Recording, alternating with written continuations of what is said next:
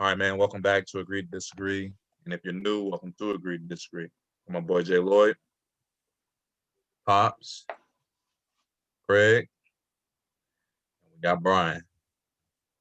All right, man. We're not gonna waste no time with this one. We're gonna get right into it. This is something that comes up all the time. Don't matter what the topic is. Pops loves bringing them up. It's my guy. Or how should I say? How legit are the 76ers? How legit are they? Is it the same old 76ers or is it different because Doc Rivers is over there? Is there something different in the vibe this year compared to the previous years? You know what? We're gonna start with you, Pop. That's right. That's right. Before y'all start tripping. Yeah. It's all the above of what you just said. Doc Rivers got Joel Embiid playing out of his mind right now. All right, wait, before you go, legit or not legit? I need to legit. Okay. I'm gonna tell you why they're legit. Because here's why. Doc's there, but here's the one good reason why they're legit. Who in the East can stop him? Joel. Who in the East can really stop him? This dude can put up unbelievable numbers, similar to what Shaq, because he's unguardable. What? Wait, what? What? He's unguardable. No, would you say similar to who? Shaq. He's unguardable. He's too big for everybody. Everybody. Who in the East can really hold him when he want to play? Nobody. He has the skill to hit the three. When he wants to get in that post and wear you out, he's too big. Also, Danny Green is a good pickup for them. I don't care. The other week he hit 8, then next week he might miss 8. But that's a great pickup. Got the miss 8 there shooting out his mouth. You got Tobias Harris, who had his best year when he was with Doc Rivers with the Clippers. That's a good point. Kind of loaded, but they have nobody in the East that can guard Joel Embiid when he wants to play. Ben Simmons. Doc ain't worried about what Ben Simmons trying to do. He's like, hey, man, play D, run the team, and do what you do. That's what it is. I don't shoot three. Don't shoot three. Run the team. Run the team. Do your thing. But Joel Embiid and Doc Rivers. Doc has changed the culture over there. All that other trash is gone. But nobody can guard Joel in that post. When y'all tell me somebody could guard Joel in that post in the East, y'all let me know. I'll wait. Quick question, Pop. So what was the difference between Joel's game from last year and the year before that? Like, has his game changed any type of way since those 2 years? I think he's more locked in, and it's the Doc Rivers factor. Doc Rivers is better than what's the coach that got fired? What was his name? What was the cat? Brett Brown. Brett Brown. Doc better than Brett Brown, yeah. So Doc Brett has Brown's solid though. Doc solid stop. Doc has held Joel. He's accountable. You can tell, and also you can tell Doc has put the ball in his hand. He is our team. It's going through him regardless. That's what Brett Brown wouldn't do. And then so everybody else, Ben Simmons, all he gotta do is be a good Robin, get your double-double, play great defense like he always has. Hey, they're going to be a problem. Like I said, when they let me know that somebody can guard Embiid, guard him, y'all let me know. There's not a center in the East that can guard him. Hey, B, before you go, I got a question for you. So are they better with Ben Simmons as Robin or Tobias Harris as Robin? Because who's playing more like Robin this season? You asking me? Yeah. Well, I mean, obviously, listen, if you're looking at Tobias, but I think, and Ben Simmons, and I agree with Pops like 100% on this one. And we talked about the Brett Brown and Doc Rivers. There's certain coaches in sports that get that kind of, when you go to that team and you're coached by them, they demand that respect, right? So when he went in there, it's like Pop said, he kind of said, all right, Embiid's our guy. There's no like, around the bush like there was. I feel like, you know, when Brett Brown was there, he kind of set the tone. So this is what we're gonna do. They got good pieces around him. But I don't know how effective they're gonna be until Ben Simmons can shoot a three consistently. Because in the playoffs, when it comes down to it, they're gonna be able to send other guys off of him, help off of him, because he will not take the shot. Do they need him to be like a consistent 3-point knockdown shooter? No, but you have to at least be willing to take it. And I've learned this from Coach Jared when we're coaching teams and he's there with me, and he'll tell even if the kid is like, "Gee, you have to shoot it," because you have to make them respect or at least think that you're willing to shoot it. And there's times where he won't do it. But I think they're legit. I think they're going to be all right. But I agree with Pops on it. The whole Doc Rivers effect, he came in and he's letting it be known what it's going to be. And I think Brett Brown had that control, and then he kind of lost it. And then once you lose the locker room, especially when you have superstars in the locker room, it's a wrap. I think Doc Rivers came in. Obviously, I don't know him. I don't know anything about him, but he probably came in and said, "Look, I don't care what happened in the past. We're coming in. This is what we're going to do. This is what I see happening. This is what we're going to try to do." And then it's working. So obviously it's working. People start buying in. If it wasn't working right away, I think there might have still been that friction. But I think when you get a guy like him coming into a team that, you know, was not all there functioning wise, and he kind of just set the tone of what they're going to do. So, but I agree with you right now. I think Tobias Harris is the second guy right now. And Ben Simmons is doing everything else he's supposed to do. He's rebounding the ball, he's passing the ball around, he's playing defense, he's running the team. So, go ahead, Greg. Yeah, I think the key is Doc Rivers. Because everybody knew Brett Brown lost the locker room. It was so toxic. You know, last year it was talks about, you know, trade one or the other, who you gonna trade, blah blah blah. You know, and everybody knew Brett Brown was a dead man walking last year. Even he knew it. Yeah, he knew it too. So Doc came in, you know, and I remember saying he was a good hire, and it was either going to be really good or really bad. But you know, those guys respect him, man. You know, and I think when you talk about Embiid, and me and John talked about this a lot last season, Embiid and Simmons, they had to grow up. And I think, you know, Doc is allowing them dudes to be themselves, but also holding them accountable and making them grow up. You saw from the press conferences last year, you know, the words I use, that, you know, they were acting like clowns sometimes, you know what I mean? And this year you see that the coach has, you know, a grip on the locker room, you know what I mean? And when I was looking at the stats, they basically have 6 players that average double figures. Yep. And I said before the show started that, you know, when you talk about a team coming out of the East, they got the depth that the Nets don't have, you know what I mean, which is going to be a huge factor down the stretch.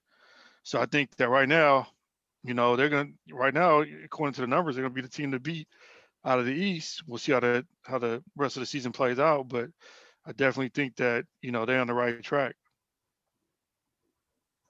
Jay? Yeah, I think all y'all are right on, man. I think the one thing about Doc that I feel people don't focus on is Doc, to me, is a system personnel coach. And some coaches I feel can adjust based on whatever it is that they have. I feel Doc needs a certain type of personnel sort of system to fit his style. Boston, to me, Philly is the most like Boston any team he's ever had.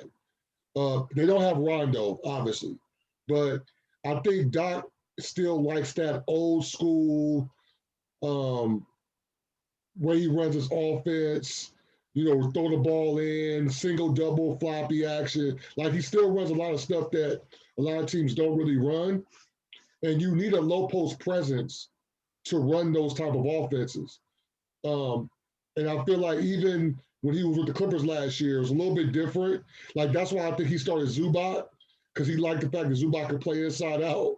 But Zubac that's Zubac, man. Like, you can't play with, like, this is Joel Embiid. So his best player is Joel Embiid, and he can play the way he wants to play. And you look at the whole NBA as a whole, this might be the best year to do it.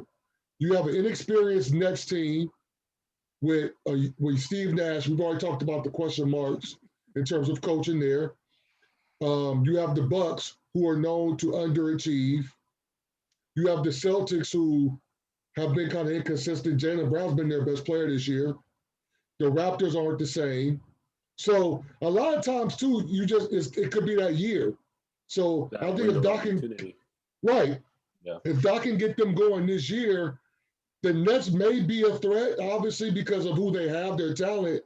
But if it comes to coaching and late game situations, Doc might have that. Doc might have that. So this might be the year if you look at the style of play, the personnel that he has, and the Eastern Conference as a whole, that they're a legitimate threat to come out the East for sure, especially this year.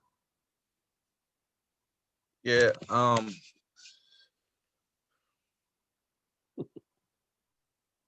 You don't stop. I'm just- it's just my honest opinion, man. I agree with you, Jay. This is the closest thing to Boston that he had. I would have said Clippers too when they had Chris Paul. Obviously, Blake Griffin wasn't KG, but Paul was better than Rondo. Obviously, JJ Redick wasn't Ray Allen, but those were same type of players, right? Like a big, a shooter, and then a point guard. With this team too, the only difference I see between Ben Simmons and Rondo is I think Rondo had more of an IQ, so his lack of jumper, kind of his playmaking overshadowed that. Like I don't really know if Ben Simmons playmaking is no the numbers, but I don't know if he's like a legit playmaker. Like he sees 2-3 plays ahead. It's more of he's a big guard that can dribble and he's gonna pass the ball. So in the half court transition, he's a problem. In the half court, when the game slows down in playoffs, I'm not sold on Ben Simmons. Joel Embiid is gonna be Joel Embiid. Tobias Harris is playing better, but it's just is those guys gonna follow suit to Joel Embiid. I don't think Ben Simmons is a proven number 2 guy. And same goes for Tobias Harris. So that's my only concern with them. I know I always say what I say about Doc. Doc's a good coach. I don't think he'll be the problem. I think it's going to all come down to how Ben Simmons does, man. Because he not only can't shoot, he has no confidence in anything but a dunk or a layup. From 15 feet in to a 3-point line. Like, it's really mental with him, man. Like, it's really mental with him. So those are my only concerns about Sixers. Go ahead, Jay. And you're right. The one thing though I can say, I've watched a couple of their games.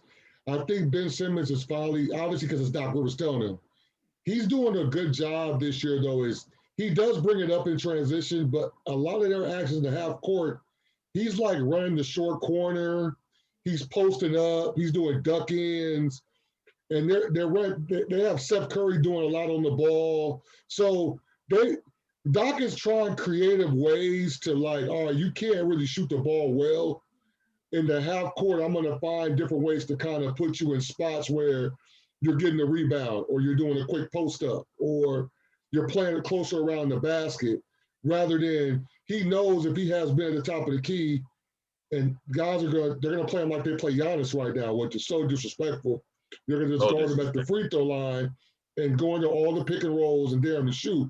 So I think Doc has enough shooting around them now that he can kind of move Ben around where Ben can still be Ben, but Ben doesn't have to be the primary ball handler like Brett Brown was trying to make Ben, which he can't shoot the ball well enough to do that.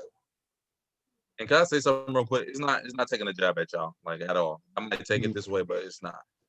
Last year, we were real concerned about Doc's X's and O's. But this year, I don't know what happened. He's just gonna make this work somehow. So I'm trying to see. Go ahead, BG. It's more. I get what you're saying. But more for me is the presence. Like I know Doc could do after timeouts, out of timeouts. I read a stat where he's one of the best coaches that gets buckets out of timeouts or out of halftime or whatever that is. But for me, it's the presence of it. I think just the presence he brings to a young team like that. Like I said, last year you got Kawhi, you got Paul George, you got guys who think they're already that. You have that with Philadelphia, but they're young enough to know I'm not that. And he's still respectable enough for them to be like, I gotta trust this guy. He's won before. He knows more than me, obviously. So that was what I meant by I think this year what he could bring is that respect factor that Brett Brown wasn't getting. He had it at first and he lost it. Go ahead. I know for me, what you're saying is true, but again, I'll talk about timing. I'm looking at the Eastern Conference, to be honest. Now, Nick Nurse is a great coach. Brad Stevens is a great coach. Nick Nurse doesn't have the personnel right now to compete with the Sixers in terms of personnel. We talking about coach for coach? Yeah, you're right. You're right. But I'm just looking at personnel. You look at the Bucks, yes, they have the talent, but they coaching wise, Budenholzer underachieves too. So I feel like he's got action there. East Spo, if the Heat come back, go ahead. Before you keep going, my bad. So like I didn't want to let you finish and then go to it. But to his no excuse, but both of the teams that Giannis and them lost to came out of the East, right? Yeah, but they were still like last year they were definitely underdogs in that series. So the year that the Raptors beat them, you could say the Raptors could have been, but the Bucks had home court, I believe.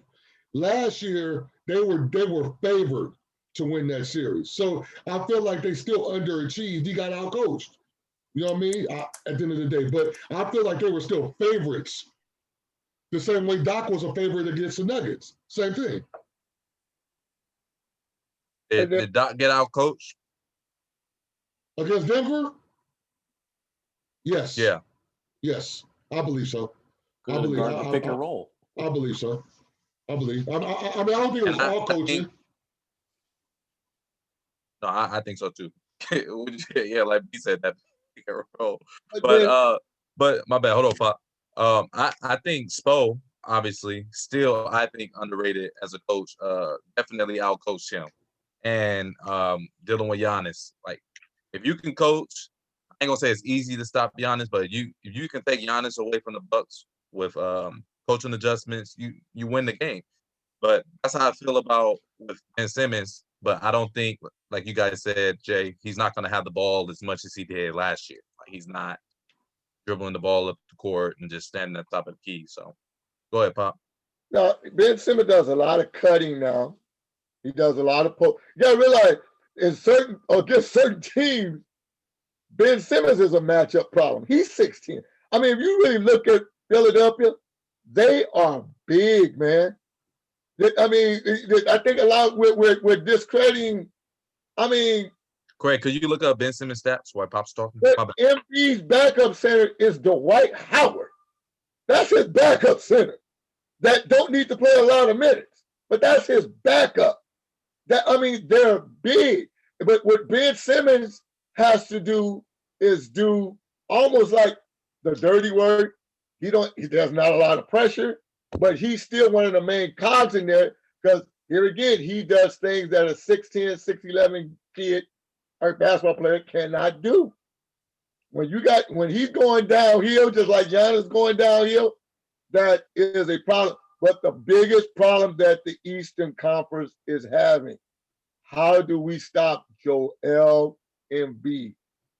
That's the problem. I think one of you guys brought up like when Doc had the Clippers. DeAndre Jordan is not Joel Embiid. I never said that. But you left him out, but because the way reason. For a reason. But he runs his sets now through who? Joel. That's a problem. That is a huge problem.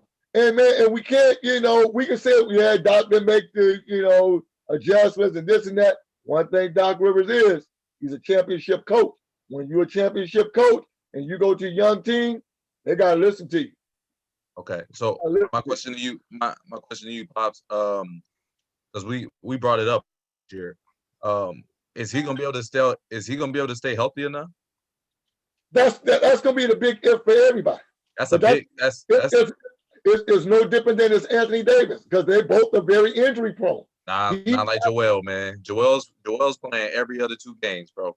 See, if you notice this year, if you notice this season, nobody is really doing the layoff stuff. The what? The way the league's got. So he knows he has to play. But he's He's missed about 5 or 6 games already. But He's that's missed four games. They're 0-4 without Joel, and they're 9-0 with Joel, and they have all 5 starters. 9-0 with Joel and all 5, and they're 0-4 when he doesn't play. 0-4. They haven't won a game yet. I mean, if y'all other than health, if y'all can tell me who in the East can stop him, y'all let me know. Y'all let me know. If he stays healthy, who can stop him? Let me know. Just go down the centers in the East and y'all let me know who can stop him. In playoffs, one-on-one matchups do not matter. The game slows down. It's a half-court game, especially when Ben Simmons is on the court because he can't shoot. Who can stop him? Nobody. That's why they double him. Who can stop Bron? Nobody. That's why it's always help side. Who can stop AD? Nobody. Who can guard Jokic? AD. AD. That's what I'm saying. It's different. So what? AD can't guard Embiid? Huh? AD can't guard Embiid? He can. Because here again, you talking about you got to say that about any player one-on-one. Like who can guard KD one-on-one? Nobody.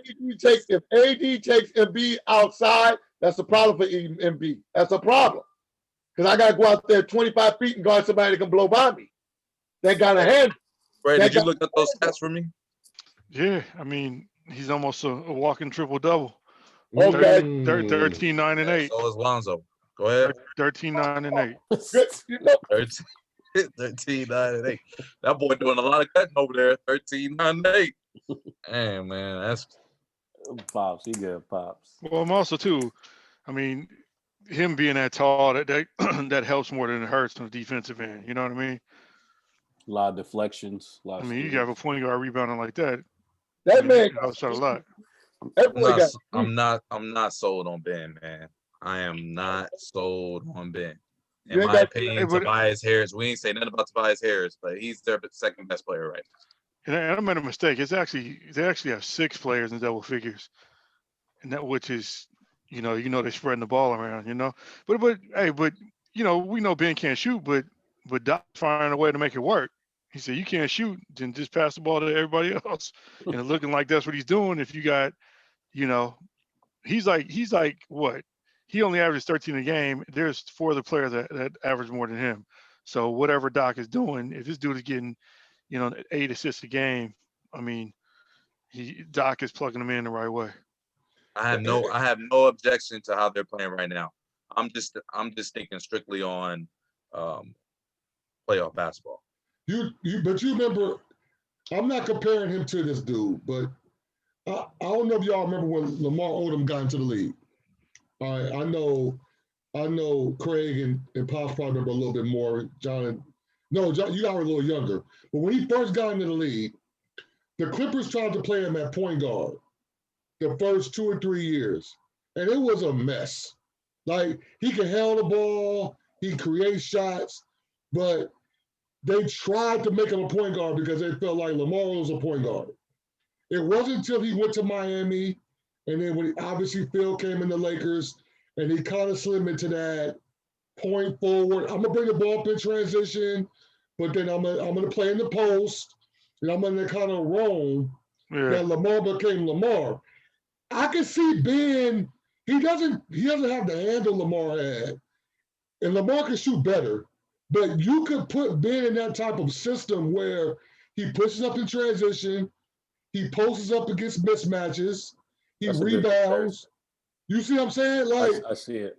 You could put Ben in them spots, and then I think Ben could be a better version of Ben rather than make Ben strictly a point guard. You know what I mean? I'm not comparing Lamar, but if y'all see what I mean, once they move Lamar out of that position and let Lamar kind of roam, Buck could handle the ball, Lamar became Lamar.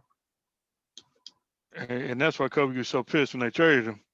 Yeah. He's like, why you gonna take this piece of the puzzle out with all this versatility, Mm-hmm. The Lakers were long too.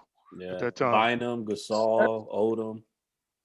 Philly is long, man. You got Joel, you got a 6'10" Ben Simmons, you got Danny Green 6'6", You got Tobias Harris 6'7". Man, that's long. Y'all all got Philly coming out of the East. I would be. You said a threat. You said a threat. 7 games. 7 games. I would be surprised. 7 games. I think Boston beats Philly. Ooh.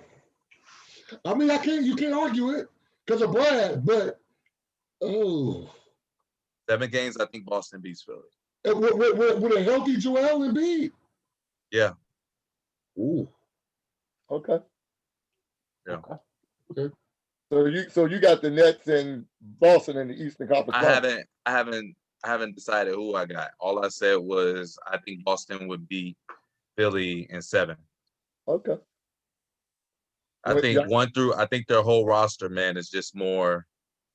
I would count on that whole roster more than I would count on the Sixers. More trust roster. in the Celtics. Yeah. Sure. Who plays center for them? Tice. Okay. Yeah. Okay, he's gonna shut Embiid down. Okay. Nobody's shutting anything. He gonna shut. Hey, that's Shaq. Apparently, that's Shaq. Okay. All right. That's what he said. All right. That's what he said. Everybody calm down. That's what he said. Okay. Let's just do this. Let's just go East and West. Who can guard that dude? What about Pops, Taco Fall got a shot? Bro, you know Taco Fall got a shot. We talking about NBA basketball, bro. East and West. Who can guard that dude?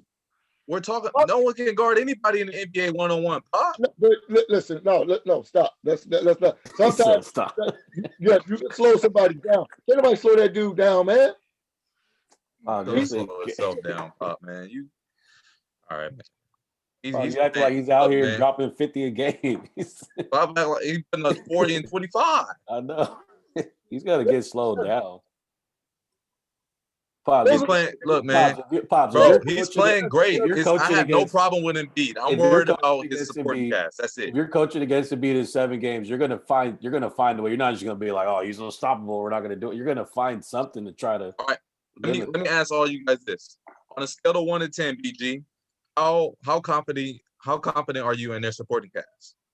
We say this all the time. 1 to 10. It takes role play. It takes role players. It takes pieces. You guys say this all the time. Look at the Lakers. Yeah. How confident are you 1 out of 10 in their supporting cast? I say a 5. Fred? What team we talking about? Sixers. No, everyone but Joel. Based on the stats, I'd say 7-8. 7-8. I mean, numbers don't lie. Yeah, but name and personnel is, Go ahead. I mean, look at Danny Green. Look at Danny Green from when he came over from Toronto to the Lakers. If you look at the stats, they lied to you. Yeah. Well, I mean, they really not really. They did. Not really. He played better in Toronto. Well, I thought you said the stats when he came to the Lakers. Yeah, you're right. I mean, but sometimes it's about the fit and the coach as well. I think that's why Philly is playing so well right now. So you got 7 to 8. Pops? I got 8. 8. Jay? 7. 7. Okay. I'm with BG. I'm going about a 5. So who else has a better role? What team in the East has a better role? Boston. Than them? Boston. You said what team? I didn't know. You want me to name more? I said Boston. Okay. They don't? Who Marcus Smart? All right, so look, we're gonna answer like this. Who's Boston's best player? This year, Jaylen Brown, but normally Tatum. Okay, we'll go off Jaylen Brown. So we're talking about everyone else but Jaylen Brown. That means Jason Tatum. That means Kemba Walker. That means Marcus Smart. Like what? Like that means like what are we saying? I think Philly. Their cast is solid. I don't like my trust. I'm not sure yet. I don't. A 7-game series. That's what I'm saying. I'm not sure. A 7-game series. Yeah. Those shots become a little tougher when that pressure's on. Those shots become a little bit tougher. That's crazy. So you got Jaylen Brown averages 27 a game, and Tatum is 27.3, and Tatum's 26.9. So you're getting half your offense from 2 dudes. But and Tatum's Kemba just came back. Yeah, Tatum's been out almost 2 weeks though. So then you got 17, 13, and then you got, you don't know who else is gonna score in the game after that. I mean, that's what it shows. All right, so let's look at Philly. You got Joel Embiid. He gonna score for sure. You got Tobias Harris. He gonna score. He's the number 2 guy. You got Ben Simmons cutting to the basket. Who else you got after that? Seth Curry. Yeah, Seth Curry, Seth Curry. Shake Milton. Danny I have Green him. I coming have off the him in bench. fantasy. No, No, we ain't. I mean, I'm just telling you based on the numbers. I'm talking about product. I'm telling you, too. Like he's not Yeah, productive like But that. you can't have 5 all-stars on a team. I mean, you got to, We're not talking about all-star. We're talking about supporting cast. Well, I'm just saying. You said outside of Jaylen Brown, Jason Tatum, and Kemba Walker, who's going to score a bucket. I'm asking you the same thing. Outside of Joel Embiid and Tobias Harris, who's going to score a bucket? But that's what I'm saying. I feel like I have an answer to that. I feel like because of how Doc coaches, that's why it fits his team, because he's playing inside out anyway. So those shots are different type of shots in terms of how they're being manufactured, rather than you have Jaylen Brown, Kemba Walker. They got to create off the pick and roll. They got to create off the dribble to get shots. He's throwing the ball to Joel. So yeah, them shots are them catch and shoots. You just got to be. You could be KCP and have the right night, and those shots are a little different than you asking Jaylen Brown to have to attack off this pick and roll and Tatum to attack off pick and roll. That's what I'm saying. I see what you're saying. I just feel like the way those shots are going to come in the playoffs are going to be a little different, and they can make those shots in that style because they're not creating them shots. They're catching and shooting. It's a little different. I feel you. 7-game series. I'm money on Boston. 7 games, my money on Boston. They play tomorrow. Curry's probably been tear huge them for up. for sure, though. Say what? Curry, he's been huge for him. He put in 17 a game. Yeah, he's been huge for him. What he shoot, like 50% from the 3-point line? There's a reason why he's shooting that high now. There's a reason. It's just 56%. From 3? Yeah. 3? Yep. He putting up KCP percentages. No. That's because you're wide open. Because why? You got to go double or triple team who? MB. So he gonna be open all. Hey, no, KCP putting up those numbers though. That's crazy. Wow. 56% from the 3. But Jay said he had him on the ball, though, didn't you, Jay? They have him a lot more on the ball. They have him doing some stuff on the ball in actions, but he plays him a lot like Ray Allen too. He runs him off a lot of screens and He got more handle than Ray Allen though. Huh? For sure. Hey, who in the great guess what? No. Celtic Ray Allen. Celtic Ray Allen. Celtic Ray Allen, not Supersonic. Celtic Ray Allen was all catch and shoot. He put that thing. Yeah, you're right. I don't know Milwaukee, Seattle. Nah. Anybody want to guess what Ben Simmons shoot from 3? What this percentage is? 0%. 20%. Yes. Okay. How many? He's made 1 out of 4. 1 out of 4. 1 out of 5, OG. 1 out of 5. 2 out of 10. 2 out of 10.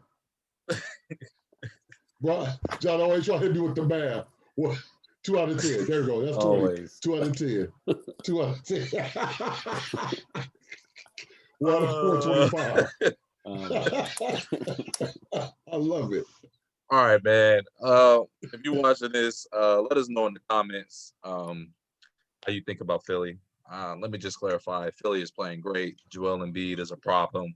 Joel, it's not you. I'm worried about everybody else, bro. It's not you. And his knees, too. Worried about his Joel knees. Embiid, if you're watching this, I'm telling you, you can't win it on your own, man. So you're going to need that supporting cast, and I'm just not sold. So if you're sold, let me know in the comments how you guys feel about it. But we're going to wrap this up, man. This is Agree to Disagree. My boy Jay Lloyd. Pops. Come on, Pops. Come on, Pops. We got Craig.